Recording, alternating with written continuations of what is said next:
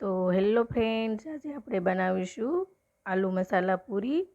તો મેં અહીંયા 3 બટેકા બાફી લીધા છે. હવે આપણે એને આ રીતે મેશ કરી લઈશું, કેમ કે આપણે બધું સારી રીતે મેશ કરવાનું છે કે તેની ગુઠલી ન હોય એ રીતે.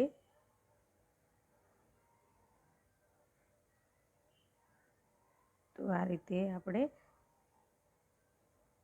સરસ મેશ થઈ ગયું છે. તો હવે આપણે આ બાજુ મેં અહીંયા 2 વાટકા ઘઉંનો લોટ લીધો છે. એમાં થોડીક આપણે હળદર નાખી દઈશું, થોડુંક લાલ મરચું પાવડર,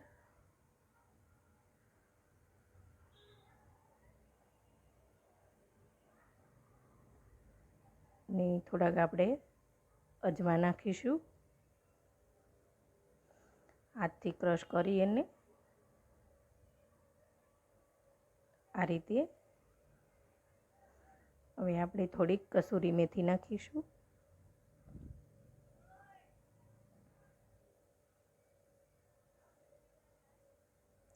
તેને આ રીતે હાથથી મસળીને નાખીશું.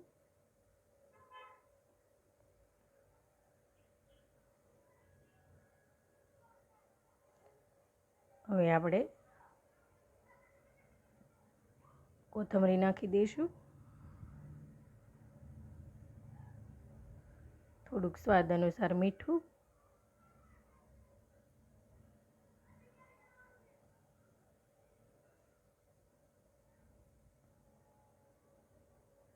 હવે આપણે આને માટે મોણ નાખીશું, 1 પાવડું તેલ.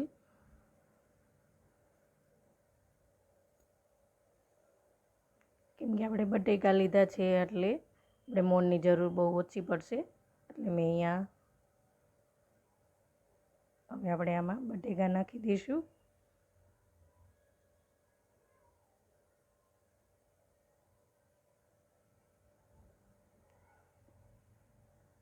તેને આ રીતે હાથ વડે મસળીને બાંધીશું.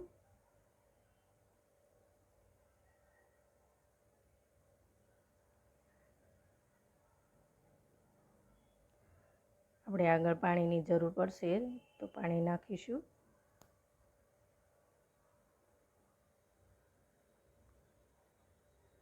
તો અહીંયા થોડીક પાણીની જરૂર છે તો થોડુંક પાણી નાખી દઈશું.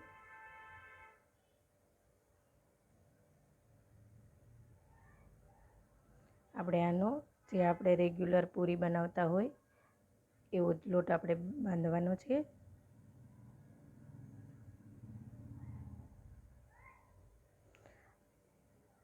જો તમને મારો આ રેસીપી ગમે તો મારા વિડીયોને લાઈક કરજો અને મારી ચેનલને સબસ્ક્રાઈબ કરજો. બાજુમાં બેલ આઇકન બટન આપ્યું છે તેને પ્રેસ કરી દેજો. તો આપણો લોટ બંધાઈને રેડી થઈ ગયો છે. તો હવે આપણે થોડુંક તેલ નાખી અને મસળી લઈશું.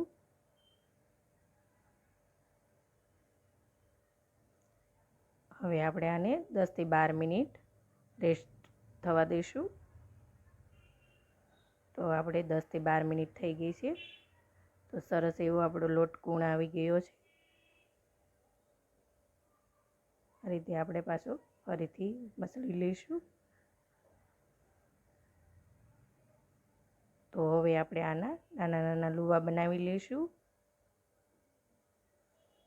આ રીતે એક સરખા.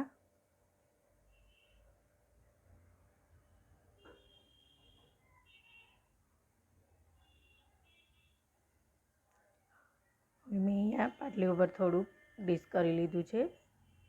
હવે આપણે આને વણી લઈશું.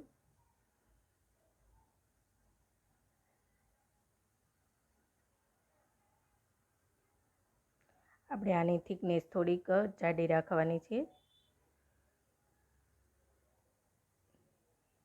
આ રીતની.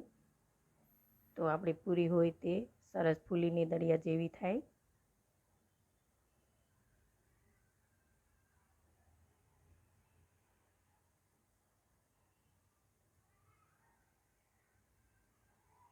આપણે આને આ રીતે તળીશું, થોડીક લાલ બ્રાઉન થાય, કેમ કે સવારના નાસ્તા માટે ચા હારે બહુ સારી લાગે છે.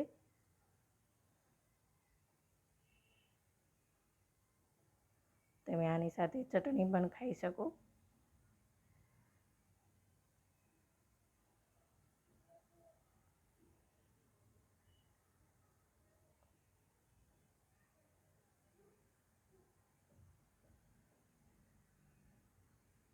તો મેં અહીંયા એક ડીશમાં પેપર પાથરી દીધું છે.